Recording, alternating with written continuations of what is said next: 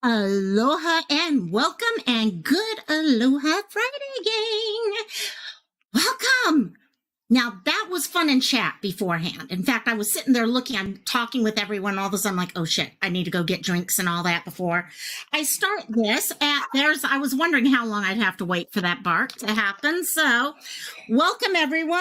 Hope y'all are doing good. I have closed my door about 80% of the way because Mom has lost her hearing aid, which means the TV in that room is on at 150% if there's such a thing. So let me give these to the pupsters there. You guys all can behave now, please. Thank you. And welcome, everyone. I had to share this stuff with you guys. I don't know how many of you do vitamins and stuff like that. My brother introduced me to these, maybe about a week or so ago. They're called Baroka. Bayer makes them.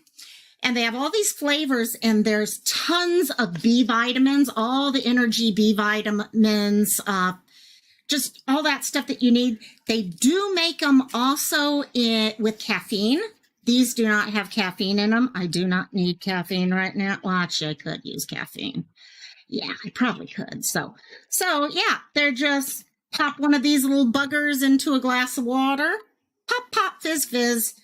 But yeah, I want to show you guys that because I'm going to try to drink one while we're sitting in here. But I like them. They're not bad, and they really did give me the first couple days I took them. It's one a day, and the energy I got from it, usually I don't feel it, but this time I felt it. So I'm definitely enjoying them. That's for sure. So all of us who are hanging out in chat, let me say hi real quickly to everyone while we're getting the word out through YouTubeville and all the notifications. You know how those go. But AJ was here, popped in to say hi. Hi, AJ. He is taking care of himself today. This is a subject that for many of us who are dealing with this and know we're dealing with it already, okay, depending where you are in your process, you may be dealing with issues. And that's what I mean when I say, gang, on Fridays when we talk about mental health. This stuff can be serious. This stuff can be triggering. This can really be rough for people. So I will never get upset at someone if they just tell me, hey, this is too close for me right now. Or if someone says I need to talk after or something like that. You guys know, in fact, let me pull this back up. You guys all know about the Suicide and Crisis Lifeline. Okay, we've been talking about this a lot lately because it needs the information to be out there. It needs to be, like I said when it first came out, we should think of 988 as quickly as we think of 911 when there's another type of emergency. So please remember that. But to say hi to everyone else, okay, we had our Grandma Sherry and PJ who walked in. And by the way, amazing ideas today. The question of the day here was, what is one thing you do when you feel yourself triggering and needing to ground? Okay, and like me, it's the pups. Okay, everyone knows there's such thing as pet therapy. And the dogs, for me, are truly a comfort thing for me. They help me ground. They read my emotions. Okay, the other day I was on a live and we were dealing with some triggering type stuff. And next thing I knew, they were trying to climb into my lap before I even was realizing what was happening. It's really amazing. So other things, though, people were bringing up, Sherry was talking about breathing deeply. Okay, closing eyes, going to a happy place. Okay, or leaving. Okay, PJ was saying the same thing. Just leave. When you get to that leave, take some time. And burden, it depends on the trigger, which was a perfect idea. Perfect idea, because I've even thought of that. You know what? If you are feeling, tons of anger type of triggers, you're not going to do real well, most likely calming yourself down in a very zen environment. You may need to get that anger out, going for a walk, going exercise, things like that. While if it's more of an anxiety type, you might need more of the grounding type of sensations. So that was a wonderful idea there. And so Sherry in there. I'm sorry if I miss anyone. I'm trying to go through this quick at the same time. And but I love talking to everyone before that. Oh, DJ. Hey. Welcome, my dear.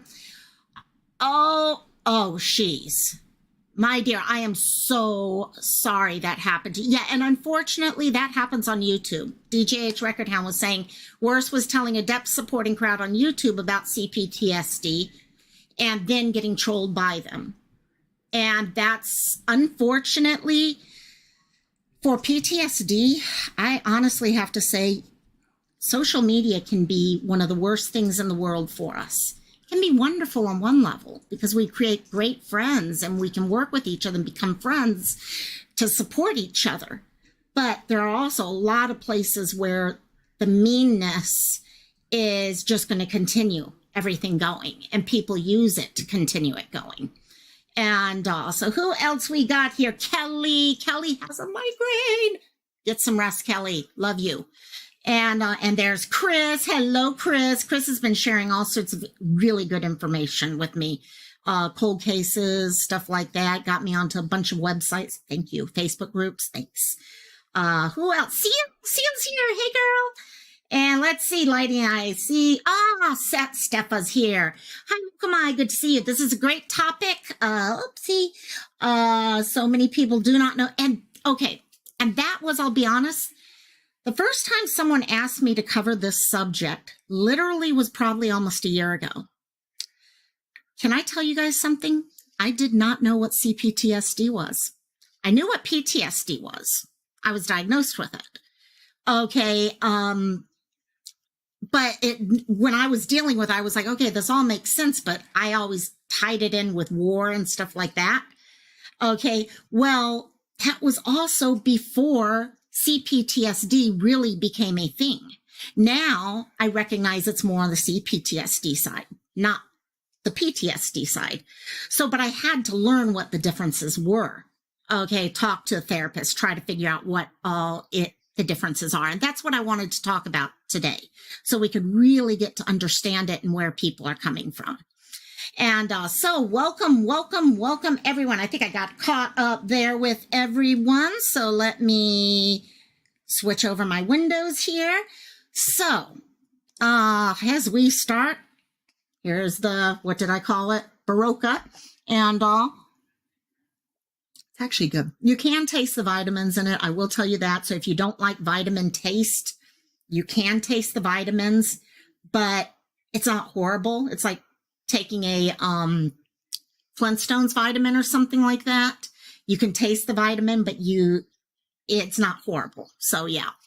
So anyhow, please guys, as we go into this one, for those of you who are dealing with issues, we're not going to get into specifics. Hopefully we'll not get into really deep stuff. What I want to do is explain PTSD versus CPTSD.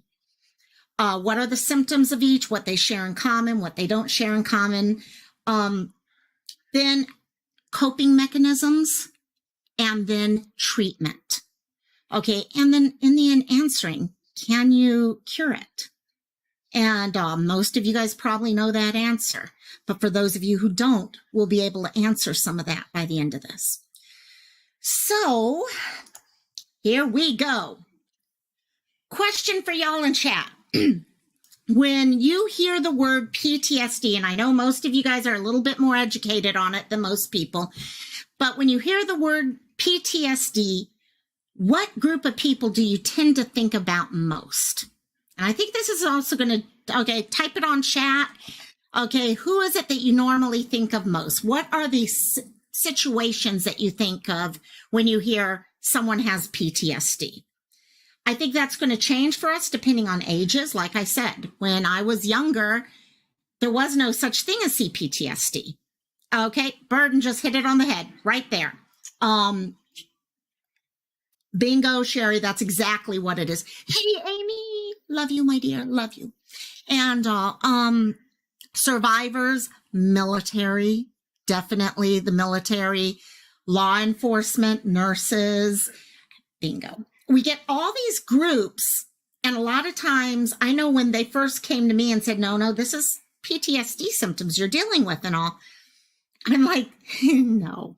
No, I haven't been at war. I haven't had a huge, natural disaster or shooting in front of me or anything like that. No.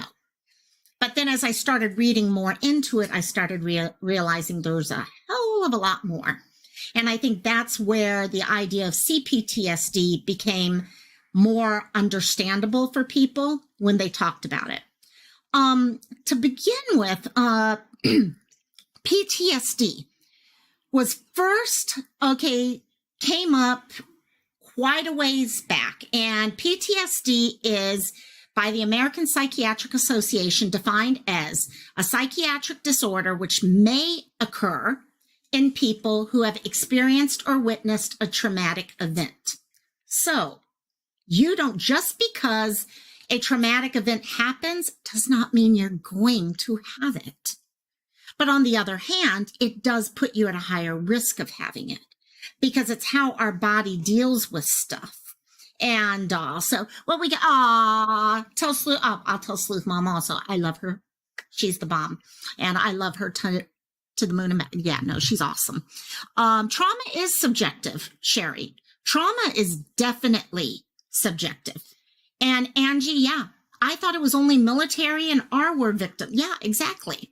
And you kind of get these pictures in and what things are.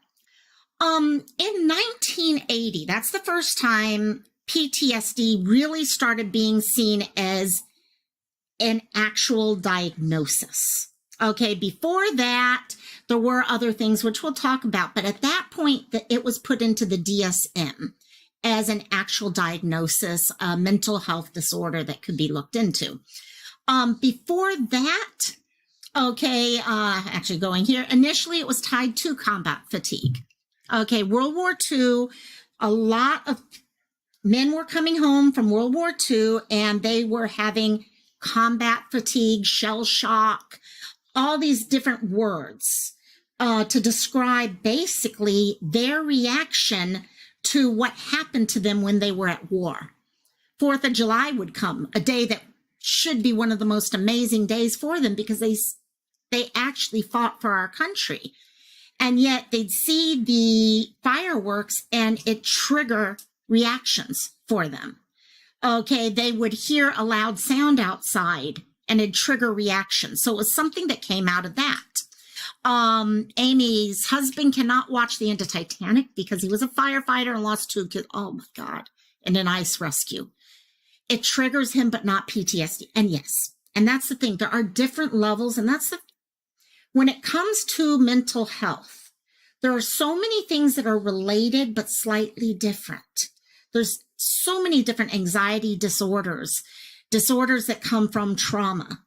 And I think one of the reasons for that is all of our brains are slightly different. We're all different in individuals. Okay, if you think about just how amazing the human brain is on how it deals with things, okay, to have one set of criteria and say, this is exactly what it looks, no, that's not how it's going to work because everyone does deal with things differently. Now, PTSD versus CPTSD, what is the big difference? PTSD comes from a single event, which leads to post-traumatic stress. Okay, it's a single event, one-time thing, a car crash. Okay, you hear about people who get in a car crash and it's like, okay, get behind that wheel again. You got to get behind that wheel again. Someone, sexual assault. Someone, Katrina. Those of you who remember Hurricane Katrina, it led to huge increase in PTSD in that area. It was one event. Okay, in that case, it happened over a course of a day, but it was a contained event, singular event. We're talking about war, car accidents, fires, crimes. If you're held up, okay, at gunpoint, or someone gets in a big fist fight with you. Okay, yes. Seal, we lost so much in Katrina. Okay, a lot of people have forgotten it over the years and just how it affected. I remember, what was that? Challenger, when the Challenger blew up. I was at school. I was in freshman, I think, in high school at the time. And I remember that reaction. It was almost that initial PTSD feeling. Now, luckily, I wasn't close enough where it turned into PTSD, but for many people, it did. Okay, children were seeing something because there you had a teacher on a spaceship, on the Challenger, and it blew up right in front of them because they were going to be being taught classes by her. Okay, from space. So it was part of school for us to watch her. And we watched it actually happen. And so those things do make a huge difference for us. And it affects people. Now, PTSD affects approximately, they're saying right now, about 7% of the U.S. population. Okay, so it is definitely, 7% is getting pretty close to like 1 in 10, and that's just the ones we know about. Okay, how many people who may have it and not realize? And but it's traumas that are very singular, contained traumas. Okay, not long term. That's when you step into complex PTSD. Complex PTSD is long-term. It was first described actually in 1992. So what they started seeing was exactly what those of us who are a little older, who were diagnosed with PTSD, noticed, that we fit in PTSD, but there was something that we didn't match completely. There were things we had that didn't fit in that category, and we couldn't quite figure out, are they related, are they not? And American psychiatrist Judith Lewis Herman started connecting this. Now, couple things to begin with is it is not recognized by the DSM. Okay, for those of you who know, the DSM manual is the manual that pretty much lists out all the mental health disorders. And that way talks about, okay, these are what the symptoms are. This is how you would treat, all those things. That's your DSM manual. It is not recognized by that, even to this day. Okay, there's been a lot of push to have it accepted, but has not happened yet. However, the ICD, ICD is a classification system that if anyone's involved in healthcare billing or stuff like that, you know about the ICD, ICD 9, 10, whatever. And it's a classification of diseases. So for example, if you have cancer, ovarian cancer, it's like cancer, ovarian, or all these different things, and it gives a number to that disease so that it can be coded exactly, Sherry, it can be coded correctly for insurance's sake and things like that. Now, interestingly, DSM does not accept it. ICD does. Classification does accept this. So I think this is something, if you go back to the idea that this just started coming into being in the early 90s, it needs to be put into these systems, but we're still working things through. And I suspect within the next couple years, I wouldn't be surprised to see it pop in. As mentioned, there you go. There you go, Sherry. Sherry gave a perfect explanation, Her autism spectrum, 299.00, exactly. And that's why coding, oh my gosh, if anyone wants to go into a job, that people need very badly, go into medical records coding. It's really, it's needed badly out there. So, but aside from that, the thing with complex PTSD is it is an ongoing event, which leads to post-traumatic stress. So we are talking abuse, neglect, bullying, something long-term. Right now, we've been doing the internet safety video recently.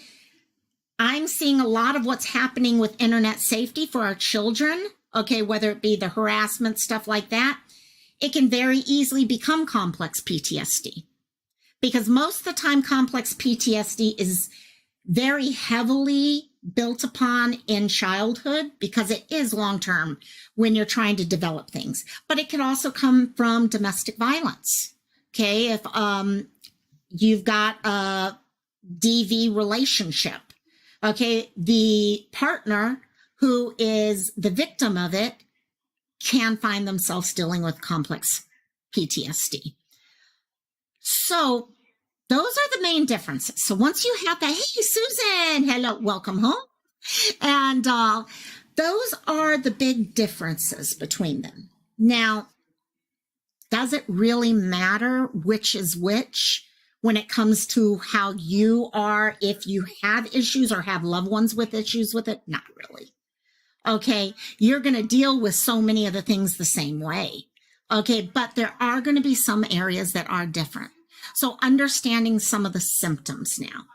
Okay, and I'm going to say this, gang. A lot of, hey, Mrs. Portland, how you doing, my dear? Love you. Love you, my dear. PTSD, CPTSD, any of these things, remember, it's not, there's a lot of us who love to diagnose ourselves on the internet. Okay, guilty. That lady in that room, very guilty. Okay. So when you start seeing these things, a lot of it is the importance of being able to see what's there and then make the decision whether or not you need to seek help or talk to someone about it for an actual diagnosis. So you can come up with ways. And we're going to talk about that part of it. I'm happy you're here too, Mrs. P. And so some of the symptoms of PTSD, and you're not going to have all of these. You only, okay, you may have 3, 4, 7, and 8, but not this or that. But it's like depression. Not everyone with depression feels all of the different symptoms. Okay, you got to look at those things. Yeah, Grandma Sherry, never use WebMD. You're okay. Yeah, exactly. No matter what you look at, you're dying. Everyone, almost every single one of those has death as the last symptom. Okay, I swear. And so it is good to look at some things, but you've got to realize, and I tell my mom this all the time, we are not professionals. We did not go to school for all those years to learn the specifics of stuff. We are professionals about ourselves. We know our body. And we can tell the professionals this is what's happening. And then when the two work together, it's awesome. So Amber's alerts. Mwah, love you. And so first symptom I wanted to talk about, and they break them into categories here. But the first one is people relive the event. Now remember, PTSD, singular event. You get in a car accident. Okay, single event. Usually it's a PTSD thing. It can develop into CPTSD though. And that's something we'll address as we get into that part of it. But usually, okay, you might have flashbacks. Okay, if someone has been assaulted, having flashbacks, hallucinating and thinking you see someone around the corner. Okay, having nightmares, waking up in the middle of the night with nightmares of what happened. It's just you keep reliving the event. Now, the key with PTSD is the event is a one-time event. And usually with PTSD, it's a shorter term process because you start dealing with it quicker. Okay, so you might, the first few days, you have a lot of the reliving of the event, and over time it starts to ease up. And the next is avoidance. You start avoiding people.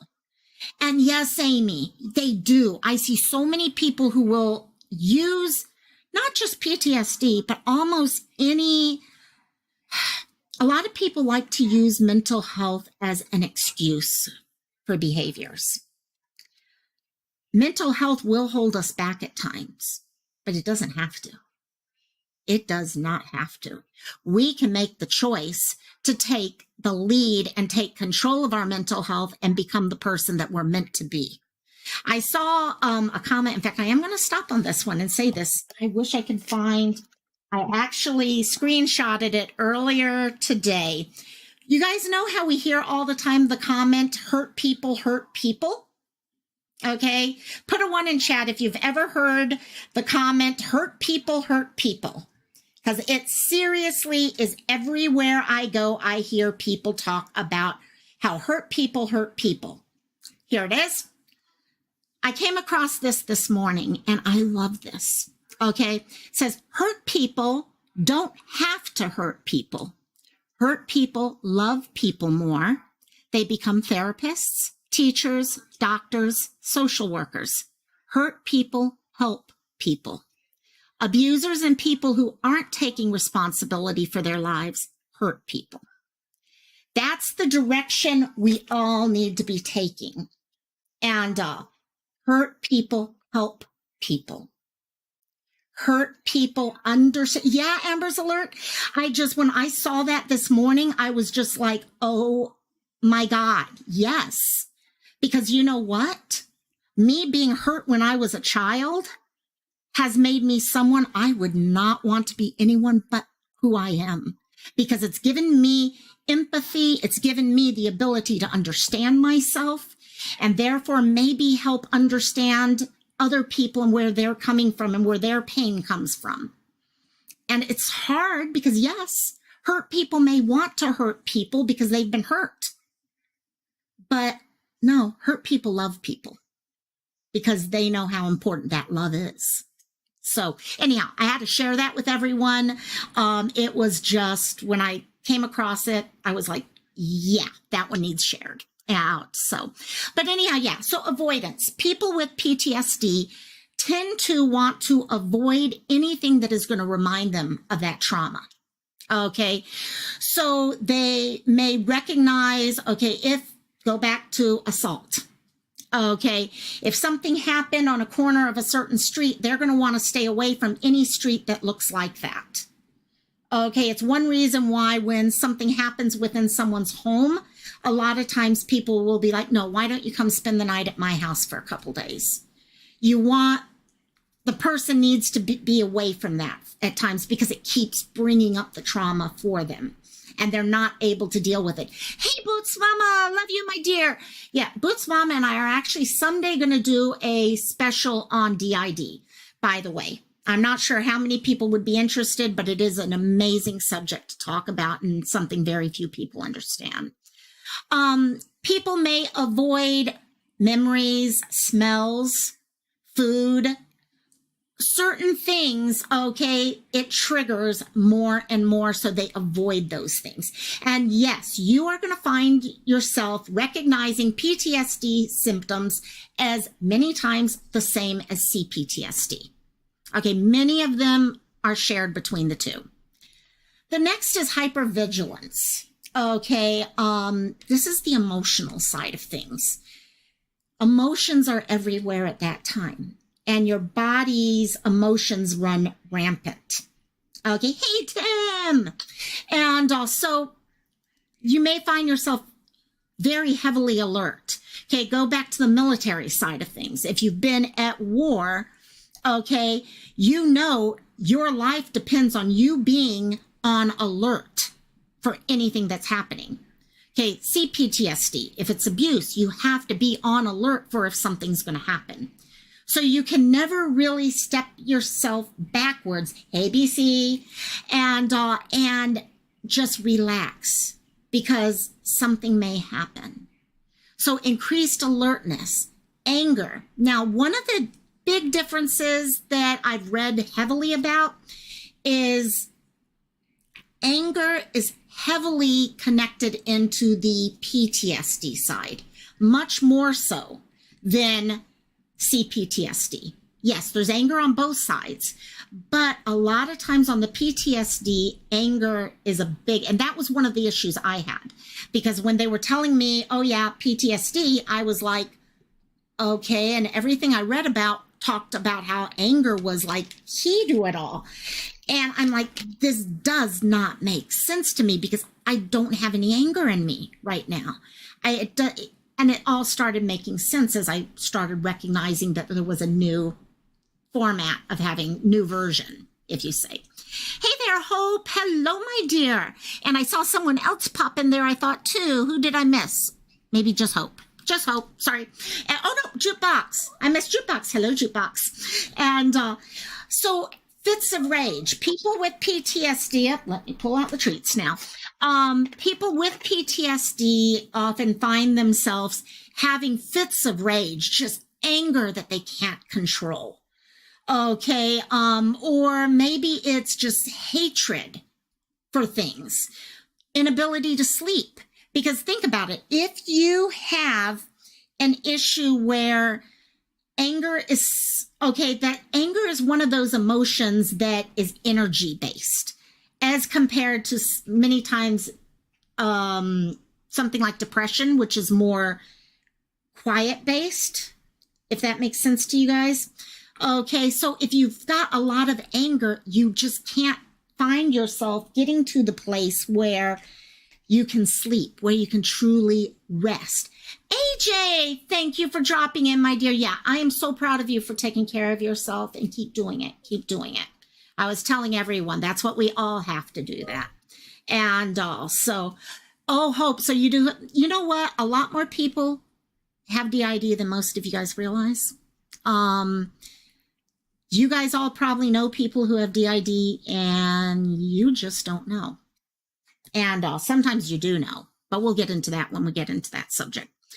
Next, intrusive negative thoughts, feelings of guilt. Okay. So in many of these cases, no matter they try to, you'll have your mind going in one direction, and something's going to trigger these thoughts. It might be a smell. It might be a sound. Okay. But these things happen, and just all of a sudden, bang, right in front of you, you're feeling these emotions all of a sudden. And the last section of those I wanted to mention was risky behaviors. PTSD and risky behaviors go hand in hand. Okay, a lot of times someone who is going through PTSD survives something that may have killed them.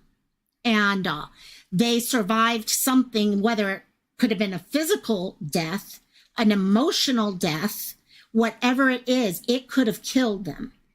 And you respond to that by trying to push the envelope as far as you can.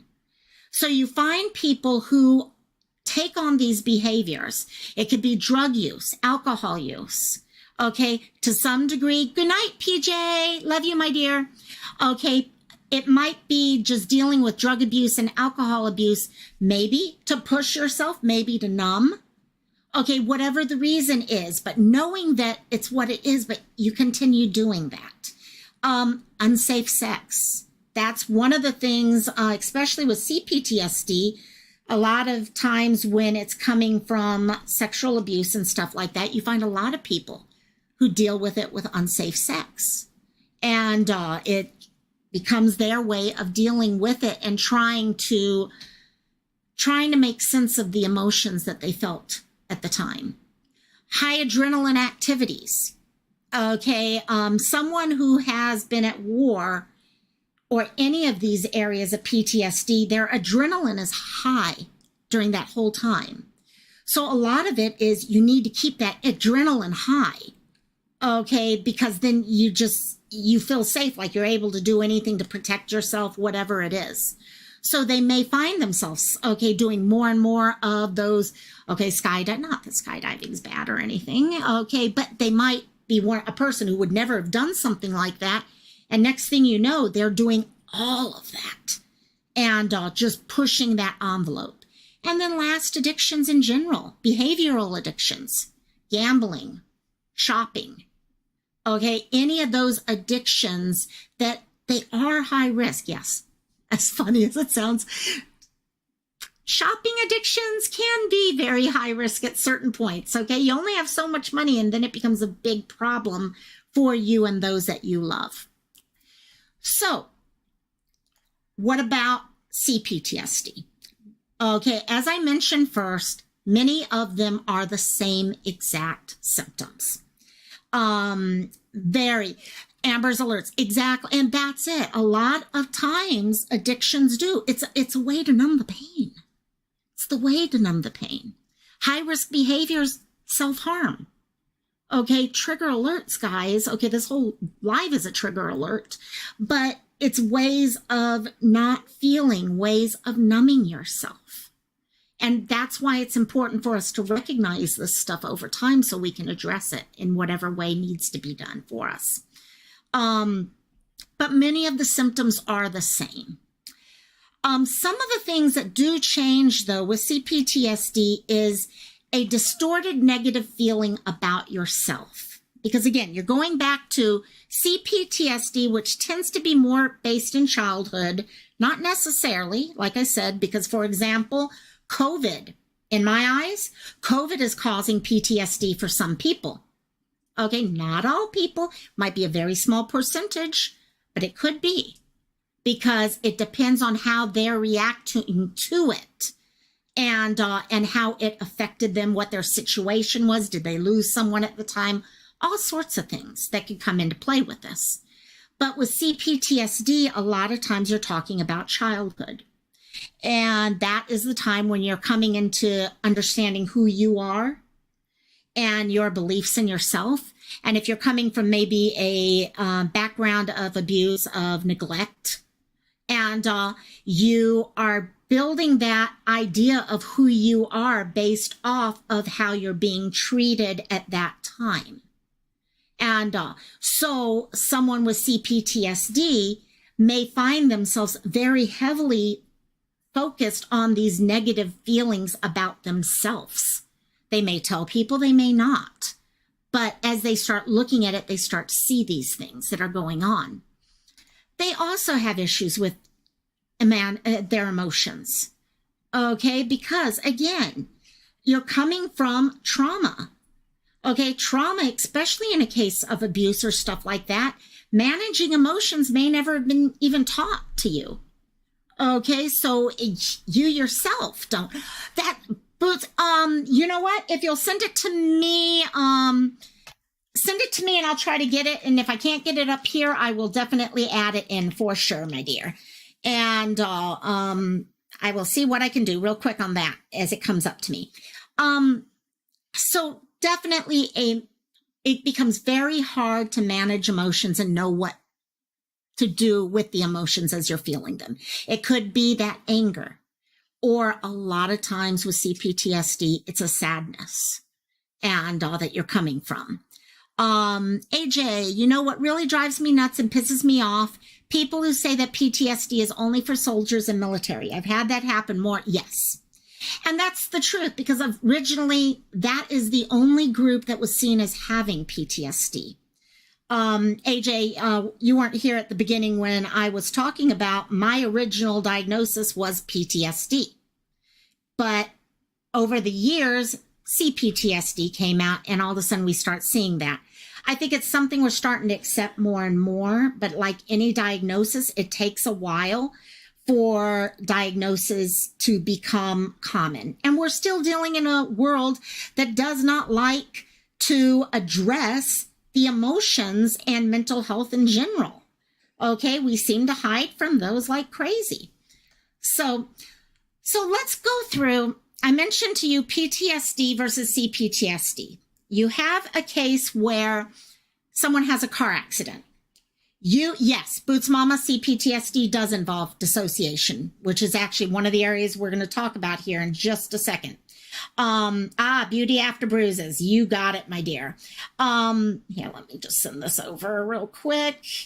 And, sorry, gang. Let me just real quickly send this over to here and then switch back. Okay. So anyhow, a car accident. And this is where I wanted to explain how someone who had a one-time, situation could actually have CPTSD. It's okay. You would normally think if someone had a horrendous car accident or something like that, that it's PTSD all the way. It was a single event and no, it can become CPTSD over time based off of how they're reacting to it. And also this is where I wanted to address that. So first thing is when we're dealing with CPTSD, like I mentioned, length of time is key. Okay, so say you have someone who has the car accident. Many times what's going to happen is we immediately, the next day, 2 days, 3 days later, we're like, okay, we've got to get behind that wheel again. Otherwise, we're not going to get behind that wheel. We're dealing with it. We're moving. Okay. And we get back in the wheel. But there's some people that for one reason or another, they may find it impossible to get back behind that wheel. Maybe as they open that door, they continue to flash back to the accident. Maybe they someone died during the accident or something like that. Okay, so here they are trying to get behind the wheel. They're having these cases where all of a sudden they cannot get behind the wheel. Okay, so that length of time is now starting to become longer. The emotions tied to it are going on longer and longer and longer. And over time, it becomes CPTSD. Because a month later, 2 months later, 3 months, even a year later, in some cases, you'll find people that one individual event has become one long trauma because the trauma has never stopped for them. The trauma continues on. Difficulty with their emotions we talked about. Okay, so maybe you need to drive somewhere, right? You need to drive somewhere. And I'm going to share that Boots Mama. By the time we're done, I will share that link, by the way. But you need to drive somewhere. And so someone's trying to go with you and you're like, no, I can't go. I can't go. Okay, they tried, come on, get in the car. No, I can't go. I can't. Okay, all the emotions are coming back. They can't control those emotions, okay? Every single time they are having to deal with that one trauma and what surrounded that trauma, all the memories continue to come back. Okay, maybe they go into what Boots Mama was talking about, dissociation. How many of you guys, have ever had, and I guarantee you, you are not DID just because you dissociate. Every single human being dissociates at some time or another. Okay, it's a mechanism all of us have. Sometimes due to trauma, sometimes we just dissociate. Okay, I don't know how many of you guys have ever had the time where you're driving on the highway, okay, and all of a sudden you recognize, oh my gosh, I just drove 3 miles. How did I get here this quickly? Your mind went somewhere else during that time and you were totally safe driving and all that, but your mind kind of separated for a second. You kind of blacked out, yeah? And that is something that happens. And now, with someone with CPTSD, they start using that side as a way to help protect themselves.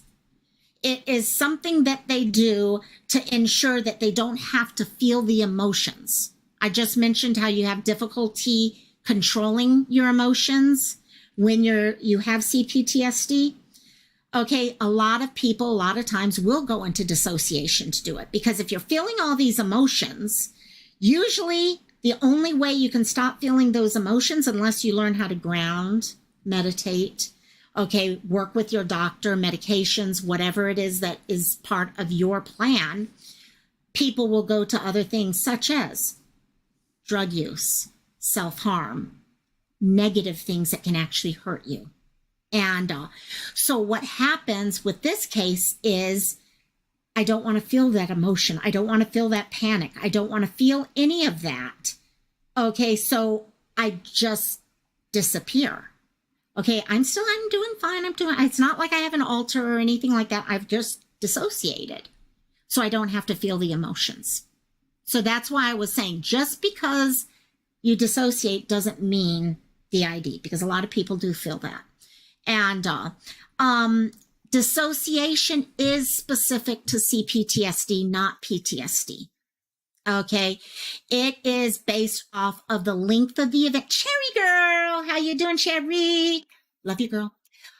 CPTSD is such a long term of dealing with the trauma, whether it is multiple events or dealing with the trauma over a long period of time. that trauma is what leads to discovering the use of dissociation, if that makes sense. So it becomes very, very tied to CPTSD as compared to PTSD. So next, physical symptoms, okay, are tied to the trauma. This is something that does happen with PTSD, definitely CPTSD. Okay, both groups. Okay, maybe it's an assault. Okay, all of us have talked about assault or abuse or something that is a very big trauma. A smell might trigger something. Okay, as you trigger it, you get the stomach aches. You get the jittery hands. Okay, so someone who, for example, let's take the car again. Car accident, they might get behind that wheel and all of a sudden they feel like they got to throw up. Okay, physical signs that are tied to the trauma. They're not throwing up because of morning sickness or they ate something bad or something like that. They're throwing up because of the memory tied to the trauma. And so that's where the physical symptoms take place. And then just avoiding the triggers. To be honest, when you're dealing with PTSD, especially CPTSD, because PTSD is limited time-wise more. CPTSD, it goes on for such a long period of time many times before we deal with it that we find the best way to deal is to ignore, to avoid. We find ways where we don't have to think about it, like whether that be the dissociation, whether that be drugs, whether that be, okay, you know, if you go down to the corner 4 miles away where you had the car accident, okay, or the person held you up at gunpoint or something like that, you know you're going to trigger, so you just stay away from that area. Okay, you know that you had a car accident, so I'm just not going to get into a car again. I'll take buses, or, you know, oh, my friends want to meet up with me. You know what? They can come to my house. We don't have to go to their house. You start avoiding the triggers. And so I'm keeping an eye on you guys' chats also. And this is just so many of the things that are going on. But the problem comes down, what do you do with it? Yeah. As I said, hurt people love. Hurt people don't have to hurt people. Hurt people love themselves and they love other people. And to do that, they know they have to come up with ways to deal with all of this, especially once you learn something is going on and you start recognizing the symptoms. So what are some of the things that you can do? And we're going to break this down into 2 areas. One is going to be coping mechanisms, and the other is going to be treatment. Okay, because they are separate. Okay, it takes all of these things to deal with issues like this. And that's why, for example, when AJ was like, you know what, these are things I got to talk to people about and all that. Like, exactly. That's exactly what all of us have to do at some point. Okay, so first, coping mechanisms, because all of us know, even if you're going to go see a therapist, it could take a month or 2 before you get in. So you need to have coping mechanisms to deal with everything that's going on. And so I hope I remember. Oh gosh. See, and that's it. That's the thing. Hope's talking about, okay, her childhood, early childhood. And there's so many memories that we do hold on to. And because they're childhood memories, okay, they affect how we deal with things. And sometimes we don't even realize what those memories are. Okay, I said something to someone the other day. We were talking about anniversaries, and they're going through an anniversary right now. And I told them myself, it is amazing. I have an anniversary at the end of October. And every freaking year, I will totally forget I'm coming up on my anniversary. I don't have it circled on my calendar or anything like that. I'm not sitting here thinking, okay, October 27th, okay, I'm not doing that. But about a week before, I feel it in me. I can feel the emotions building up. I can feel all these things happening. And so our body recognizes stuff, whether we recognize it in our head at first. Our body remembers. And so coping mechanisms, that's why you have to have these coping mechanisms, because no matter what, even when you're working with a therapist and all, the first thing the therapist is going to want to do with you is work on coping mechanisms. Boots, I agree. And that was, yeah, I had the same thing happen. And so first, you're dealing with PTSD, CPTSD. You're starting to feel those emotions building up, triggers, whatever you want to call them. Calming yourself, recentering yourself, finding peace. That's going to be the most important thing. When you're dealing with PTSD of any type, you need peace. You need quiet. Hey, Siren, love you, my dear. And you need to be able to clear your mind and feel safe and all that. So you need to find places where you are, hey, like it, hello. Hey, yeah, Shaka. Okay, great. I'm doing Shaka here. No one knows what, oh, well, yeah, you guys on the mainland know Shaka. And so recentering yourself, finding a place you can be quiet in. Now, how do you do that? Where do you do that? That's going to be different for everyone. Okay, maybe it's your house. Okay, your house is your quiet place. It's the place you can go to ground when things start building up. Okay, for some of us, house is not good enough because we have kids, we have parents, we have all these other things. So your room, a bathroom, wherever you go. I remember when I was dealing with the heaviest part of PTSD, because I don't deal with it too much anymore. I do once in a while. Triggers will pop up, but I've really learned how to work them. But when it was really bad, when I was in my 20s and everything, how do you deal with these types of issues when you're at work? You can't just pick up and go home to your safe spot. So find places you can go anywhere. I had my own office with its own clothes closet, and I would find myself going in there at times. No one would know I was in the office at that time, so I could go in there and I could calm myself down and I could find the peace and recenter myself so I can move on with the rest of my day. Okay, rather than getting stuck in the emotions. And look for techniques to pull yourself out of the past, because that's the key. If it's PTSD, you're trying to pull yourself out of that one event that you keep going back to. If it's CPTSD, you've got a hell of a lot of events, okay, most of them from childhood, most likely, where you are having to deal with all of these emotions and the memories of it. Bingo, hope, exact. Okay, see, and that's the thing. It's not just CPTSD happens to adults when you have a DV type relationship, okay? When you have any bullying going on, harassment, stuff like that, it can happen. And so how do you pull yourself out of the past? Because the longer you stay in that past, last night I had a really rough night.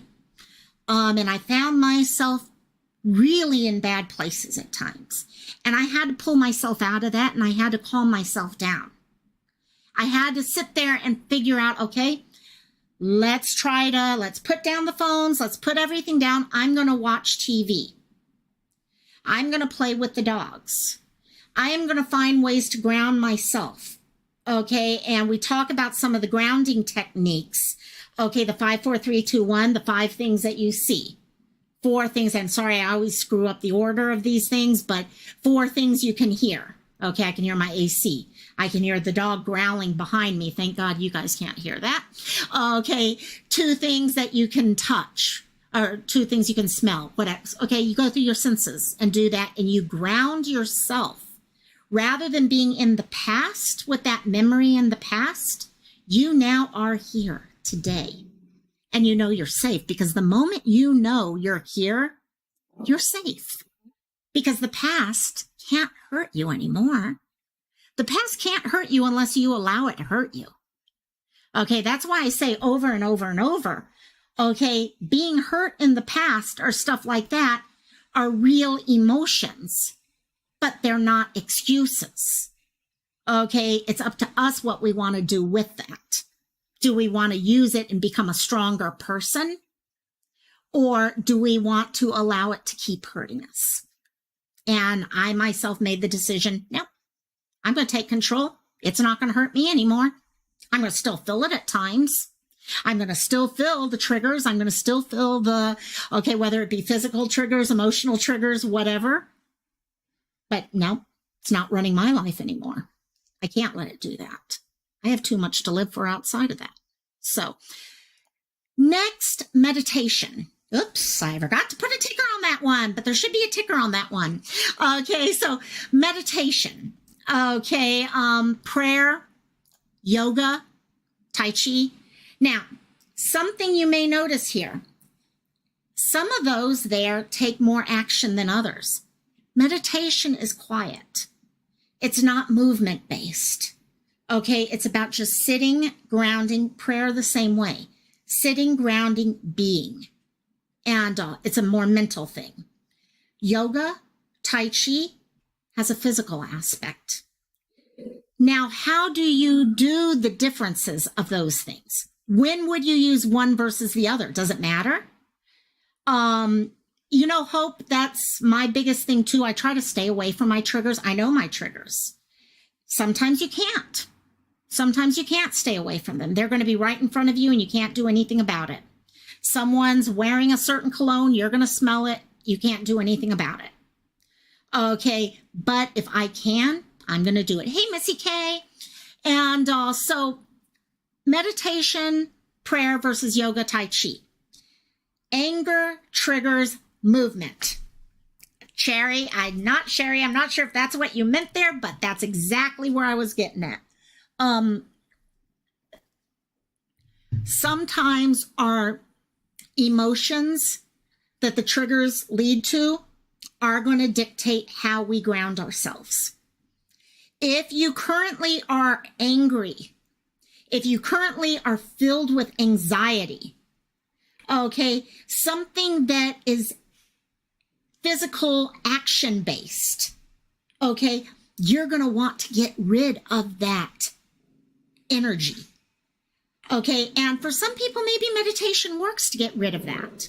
But in some, okay, you guys, we're not going to get into a growling fit. Okay, they can get their second big chewy if this will keep them quiet. So those cases, you would do that the same way you might go for a run. A run might actually help you in this case. You're getting the energy out of yourself. Now, in the case of a more depression-based or a thing where you just truly need to just ground your emotions because your mind is running everywhere, okay, that's when meditation, prayer, those types of grounding techniques work wonderfully because it truly is about cutting off the thought process rather than continuing the thought process. So that's something to take a look at. And last in this group is actually support groups, gang. Okay, one of the best things you can do for yourself is find people who understand what you're going through. Okay, be careful on one level, because I will tell you this. Way back in the early 2000s when I was dealing with things, I got into a support forum type thing, and it was a bunch of people who were codependent who were actually making each other worse at times. Okay, so I had to start figuring out that. I had no boundaries back then or anything like that, so it was not a good idea for me there. So you've got to look at that. At that time, I needed a really organized support group, a support group where you had help to be able to understand what was happening. But there's also groups where we just sit and talk and we know, yeah, no, I understand what you're going through because I've been there myself. I understand what you're going through is different than what I went through, though, because you're a different person. And thank you, Sherry, so much for sharing that. Thank you so much. Beauty After Bruises is an amazing site. So So now let's move it on to treating. So that's coping. You need to be able to cope because you cannot be sitting across from a therapist 24/7. That's not going to work. Okay, you're going to have times before you get in to see a therapist, perhaps. You're going to have times after you're done with therapy that you're still going to trigger once in a while. Okay, so you need to have those techniques that help you cope. But how can you treat it? Can it be treated? Okay, so first, gang, I can't say this enough. Seek help. Seek professional help. I'm tired of people being scared to death about seeing a psychiatrist or a psychologist because people might make fun of them. No. You know what? If you take the step to see a psychiatrist or a psychologist, that is the most amazing thing you can do for yourself. It shows that you care about yourself as much as you care about anything else in the world. Okay, when it comes down to it, guys, okay, there are the most important people in the world you will ever meet. Me, myself, and I. If you don't care about those 3 people, the rest of it is gone. The rest of it's gone. Yes, Tim. Whole time. And also, get that help. It's okay. It's okay. And you know what? Just because you go to one therapist and it's not working doesn't mean it's not going to work. I'll be honest with you. I probably have seen 5 different people in my life. Some of them worked. Some of them, oh my God, they didn't last more than 2 visits. We didn't click. If you can't click with someone, how are you supposed to work with them? So be your best advocate and continue trying to get help where you need it. And yes, Boots Mama, for DID, yes, you have to have that. Definitely.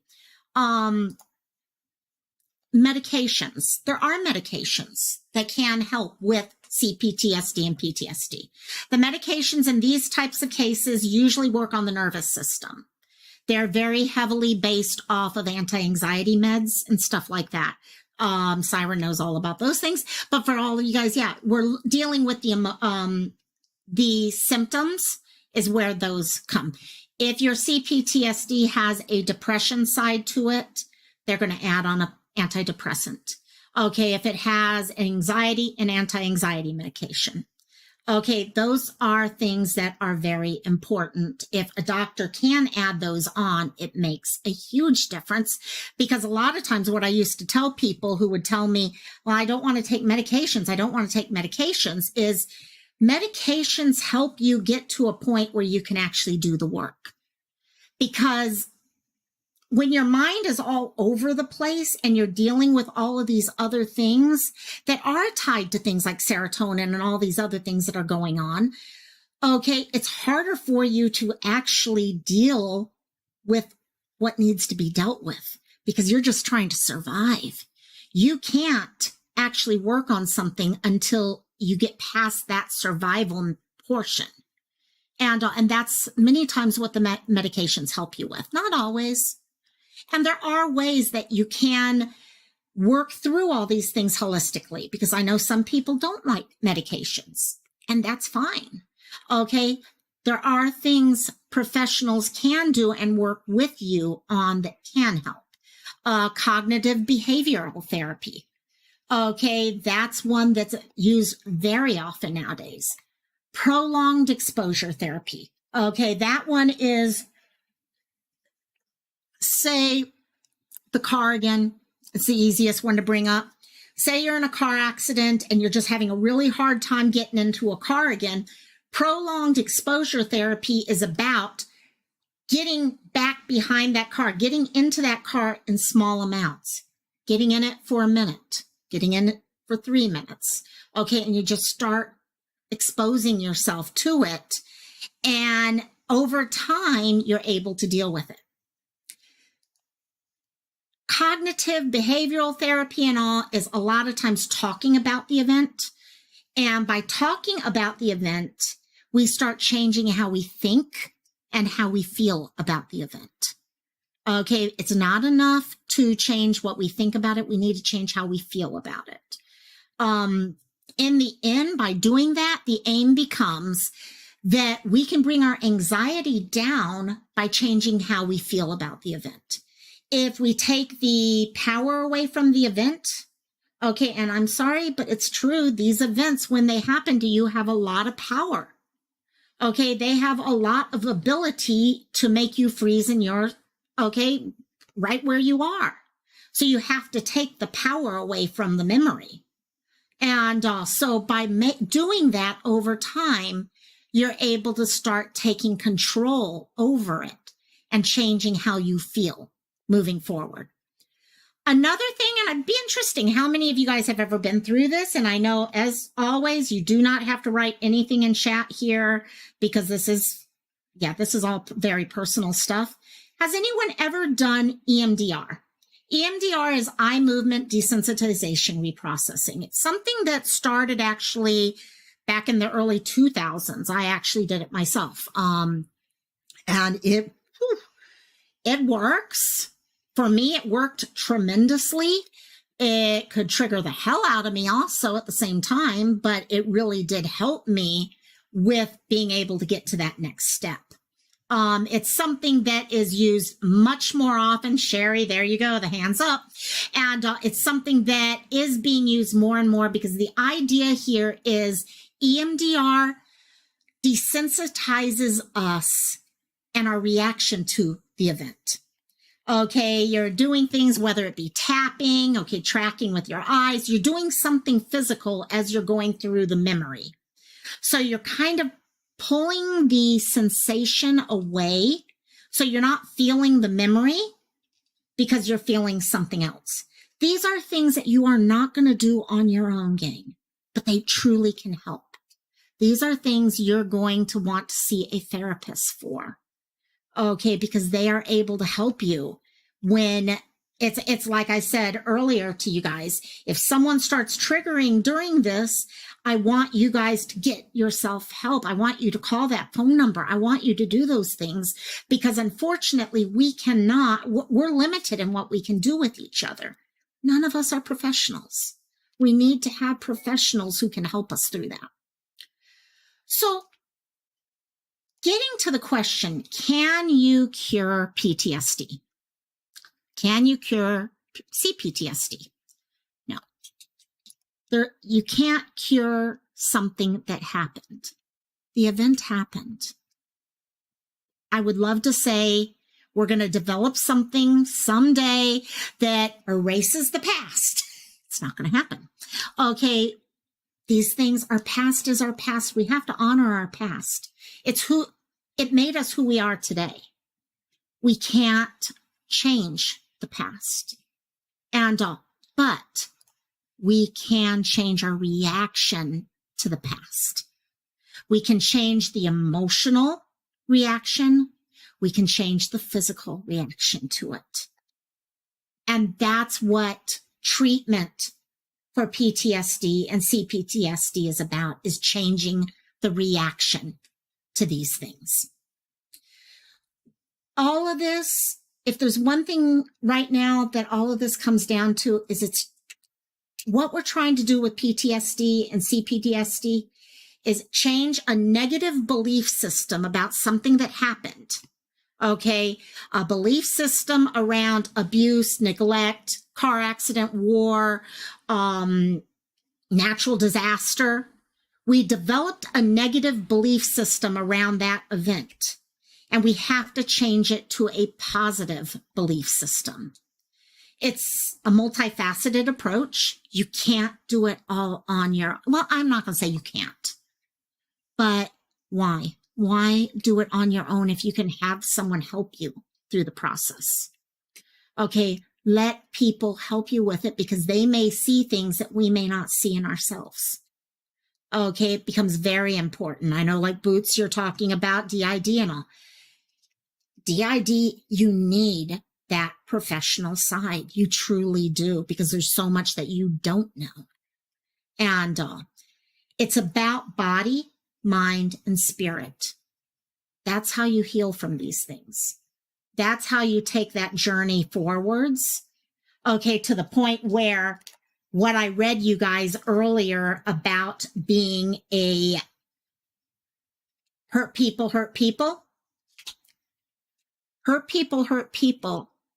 disappears as you start dealing with your body, your mind, and your soul. So those are the things you need to be doing with that. Put it this way before we end this. Okay. Okay, if something happened to you tomorrow, if you walked out of your door and there was a gunman who held you up and beat you up, stole your money, did whatever the hell they do, okay, can you prevent PTSD from developing? And it's a question I've always wondered about, because once you've been through it, you don't want to go through it again.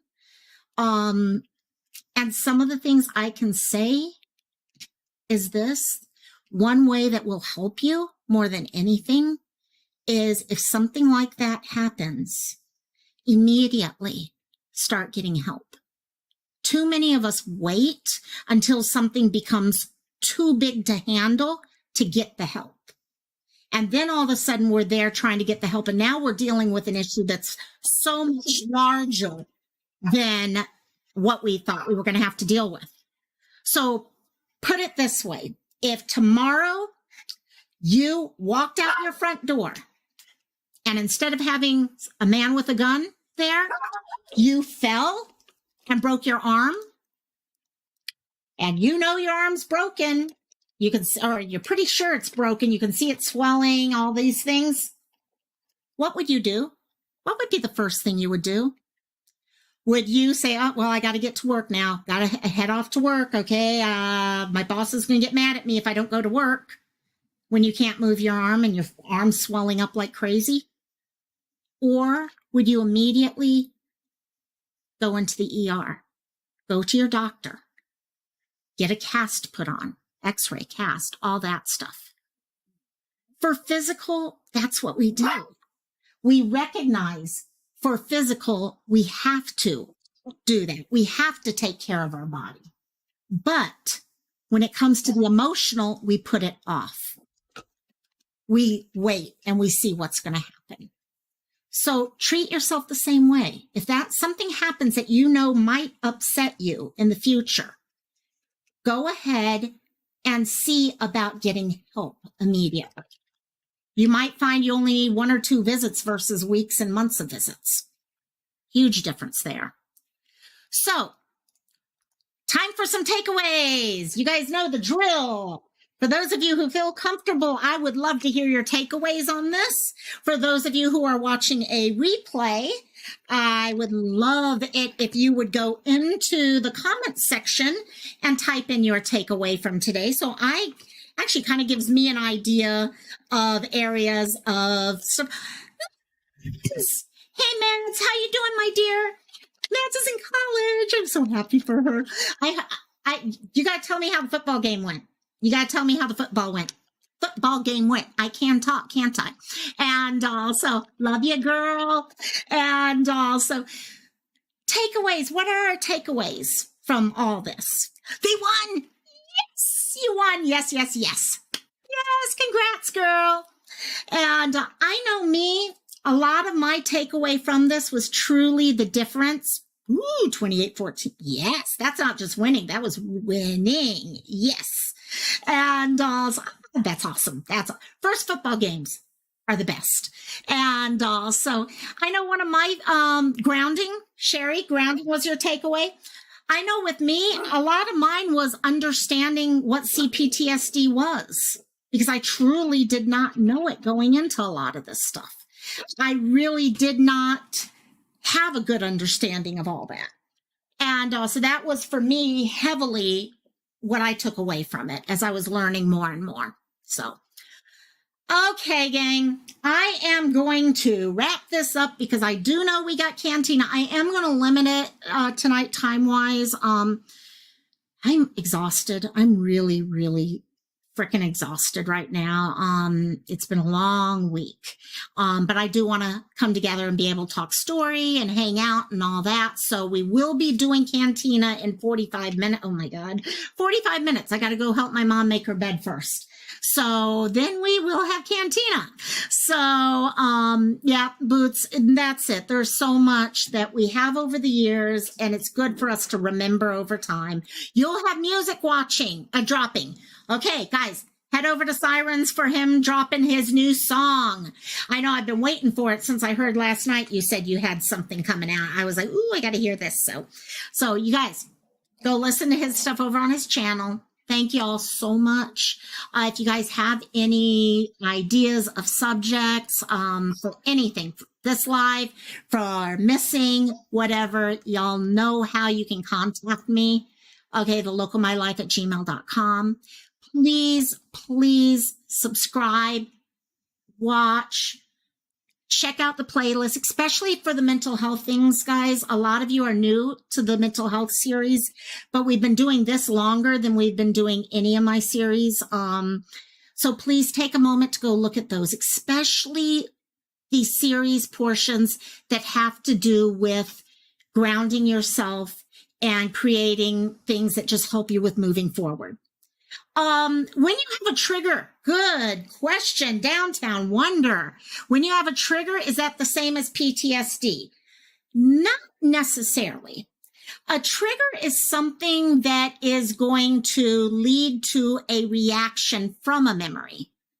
I will be honest, I think most times people who do trigger, okay, and have major issues with triggering, probably do have some level of CPTSD, okay, or memory things, okay, anxiety issues, things that may not be PTSD specifically, but your triggers are usually something from your memory. And triggers can be good, guys, okay?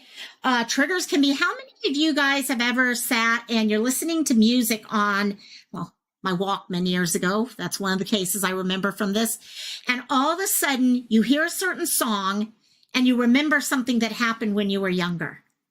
Okay, that's a trigger.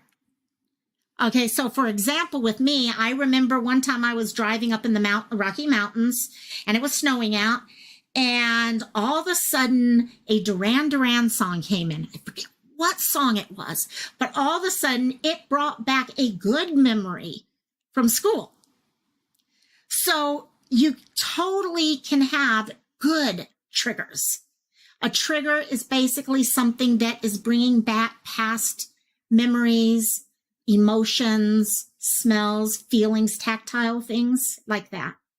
That was a great question. That was really a good question, Downtown. Thank you. Thank you.